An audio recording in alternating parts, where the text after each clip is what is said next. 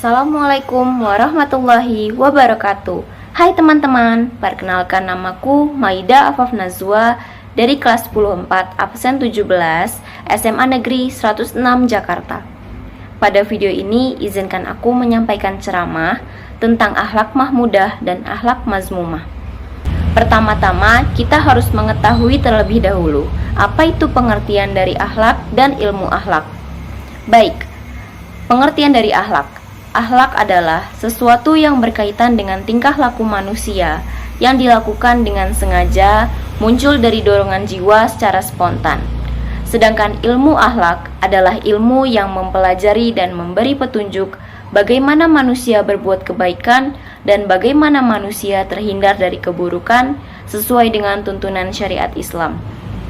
Akhlak merupakan penentuan baik atau buruk perbuatan manusia dengan tolak ukur ajaran Al-Quran. Sebagaimana firman Allah, Ya ahlal kitabi qad ja'akum rasuluna yubayyinukum lakum kasiram mimma kuntum tu'funa minal kitabi wa ya'fu an kasir. Qad ja'akum minallahi nuru wa kitabum mubin, yang artinya, wahai ahli kitab, sungguh Rasul kami telah datang kepadamu, menjelaskan kepadamu banyak hal dari isi kitab yang kamu sembunyikan, dan banyak pula yang dibiarkannya. Sungguh telah datang kepadamu cahaya dari Allah dan kitab yang menjelaskan. Quran Surat Al-Maidah ayat 15. Akhlak pada manusia dibagi menjadi dua, yaitu yang pertama akhlak mahmudah dan yang kedua akhlak mazmumah. Apa itu definisi dari akhlak mahmudah? Akhlak mahmudah atau karimah yaitu sikap dan tingkah laku yang mulia atau terpuji terhadap Allah Subhanahu wa Ta'ala, sesama manusia atau lingkungannya.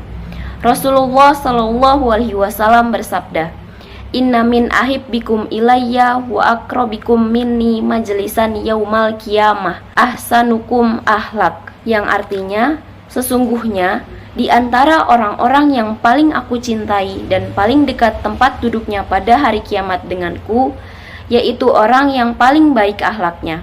Hadis riwayat Tirmizi. Selanjutnya, mari kita bahas tentang akhlak mahmudah kepada Allah Subhanahu wa Ta'ala. Yang pertama, ikhlas, yang artinya suci, murni, jernih, tidak tercampur dengan yang lain. Perbuatan seseorang dikatakan suci apabila dikerjakan hanya karena Allah Subhanahu wa Ta'ala, dengan niat yang ikhlas, menjauhkan dari riya atau menunjukkan kepada orang lain ketika melakukan amal yang baik. Yang kedua, bertaubat, yaitu suatu sikap menyesali perbuatan buruk yang dilakukan, berusaha untuk menjauhkan segala larangannya, serta melakukan perbuatan yang baik. Yang ketiga, bersabar, dapat menahan diri pada kesulitan dengan berbagai ujian, serta mencari ridho Allah Subhanahu wa Ta'ala. Yang keempat, bertawakal, berusaha seoptimal mungkin dan berdoa menyerahkan semuanya kepada Allah untuk meraih sesuatu yang diharapkan. Yang kelima, harapan, sikap jiwa yang sedang mengharap sesuatu yang disenangi oleh Allah. Yang keenam, bersikap takut akan siksaan Allah jika melanggar perintahnya. Yang terakhir, bersyukur, suatu sikap memanfaatkan sebaik-baiknya yang bersifat fisik maupun non-fisik dan meningkatkan amal soleh dengan bertujuan mendekatkan diri kepada Allah Subhanahu wa Ta'ala. Sebagaimana firman-Nya, Wallahu akhrajakum min butuni ummahatikum la ta'lamun syai'aw wa ja'alakum tam'an wal absar wal afdata la'allakum tashkurun. Dan Allah mengeluarkan kamu dari perut ibumu dalam keadaan tidak mengetahui sesuatu apapun, dan Dia memberi pendengaran, penglihatan, dan hati nurani agar kamu bersyukur. Quran Surat An-Nahl ayat 78. Akhlak mahmudah terhadap sesama manusia. Yang pertama, bersangka baik. Husnuzon kepada sesama manusia adalah sifat terpuji yang harus diterapkan dengan lahir dan batin. ucapan dan sikap agar apa yang kita jalani selalu diridhoi oleh Allah Subhanahu wa Ta'ala. Karena sikap suudzon itu ibarat manusia memakan daging manusia yang telah meninggal. Sebagaimana firman Allah, Quran Surat Al-Hujurat ayat 12. Wahai orang-orang yang beriman, jauhilah banyak dari prasangka. Sesungguhnya sebahagian prasangka itu dosa. Dan janganlah kamu mencari-cari kesalahan orang lain. Dan janganlah ada di antara kamu yang menggunjing sebagian yang lain. Apakah ada di antara kamu yang suka memakan daging saudaranya yang sudah mati? Tentu kamu merasa jijik. Dan bertakwalah kamu terhadap Allah. Sesungguhnya Allah Maha menerima taubat, Maha penyayang.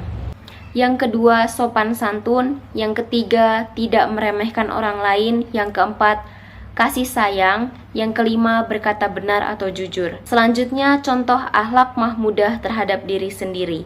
Yang pertama, memelihara kesucian dan kehormatan dirinya. Yang kedua, menerima apa adanya pemberian dari Allah. Yang ketiga, sabar dengan ketentuan Allah. Yang keempat, tawakal kepada Allah. Yang kelima, rendah hati. Berikut merupakan manfaat dari akhlak mahmudah.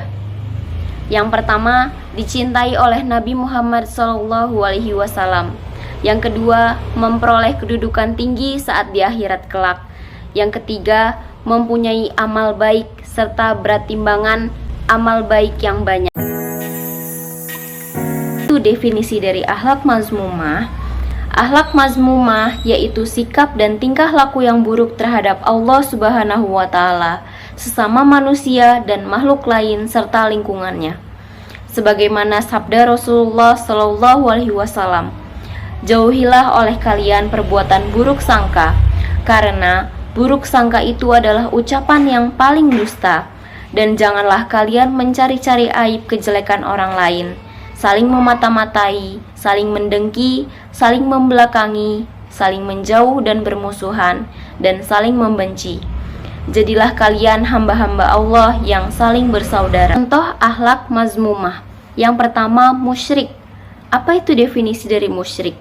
Musyrik merupakan mempersekutukan, meminta atau memohon kepada selain Allah Subhanahu wa Ta'ala, seperti menyembah berhala termasuk dalam akhlak yang musyrik, karena ini bertentangan dengan ajaran tauhid. Sebagaimana firman-Nya, wa iz qala Luqmanu libnihi wa huwa yu'izuhu ya bunayya la tasyrik billah inna syabirka lazulmu azim. Dan ingatlah ketika Luqman berkata kepada anaknya, ketika dia memberi pelajaran kepadanya, wahai anakku, janganlah engkau mempersekutukan Allah. Sesungguhnya mempersekutukan Allah adalah benar-benar kezaliman yang besar. Quran Surat Luqman ayat 13. Yang kedua, takabur. Sikap menyombongkan diri dan tidak mengakui kekuasaan Allah di alam ini. Adapun yang menyebabkan seseorang menjadi takabur, salah satunya karena rupa tampan atau cantik, kedudukan jabatan yang tinggi, kekayaan, dan lain sebagainya. Salah satu ayat Allah yang menerangkan ketakaburan manusia, Quran Surat An-Nahl ayat 29.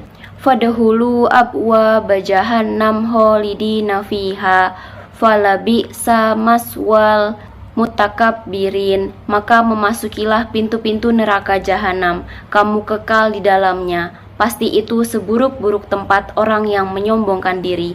Quran Surat An-Nahl ayat 29. Yang ketiga, murtad. Apa itu definisi dari murtad? Murtad merupakan sikap mengganti keyakinan diri dan beralih ke keyakinan yang lain dari agama Islam, atau singkatnya keluar dari agama Islam.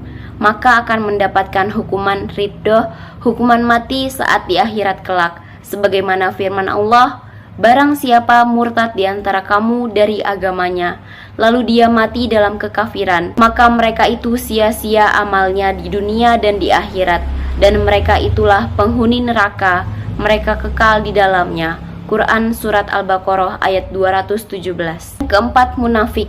Apa itu definisi dari munafik? Sikap seseorang yang menampilkan dirinya berpura-pura atau tidak tulus hatinya mengikuti ajaran Allah Subhanahu wa Ta'ala, dan ini termasuk sifat berkhianat. Khianat pun diartikan perbuatan menipu dan menurunkan martabat dirinya. Sebagaimana firman Allah, orang-orang munafik, laki-laki dan perempuan, satu dengan yang lain adalah sama. Mereka menyuruh berbuat yang mungkar dan mencegah perbuatan yang ma'ruf. Dan mereka menggenggam tangannya kikir, mereka telah melupakan Allah Subhanahu wa Ta'ala, maka Allah melupakan mereka pula. Sesungguhnya orang munafik itulah orang-orang yang fasik. Quran Surat At-Taubah ayat 67. Contoh akhlak mazmumah kepada sesama. Tingkah laku atau sikap seseorang terhadap sesama yang tidak sesuai dengan ajaran tuntunan Al-Quran dan hadis diantaranya. Yang pertama, mudah marah atau al-godob, yaitu kondisi emosi yang tidak bisa terkontrol yang mengakibatkan perilaku yang tidak menyenangkan orang lain.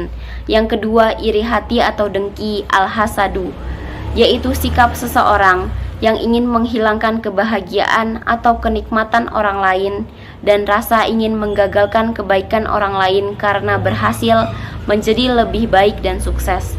Yang ketiga, mengumpat, yaitu perilaku seseorang yang menghasut orang lain untuk tidak suka kepada seseorang dan membicarakan keburukannya.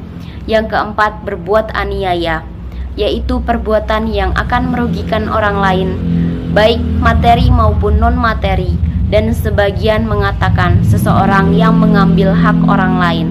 Yang kelima, kikir, yaitu sikap seseorang yang tidak mau membantu orang lain, baik dalam hal jasa maupun materi.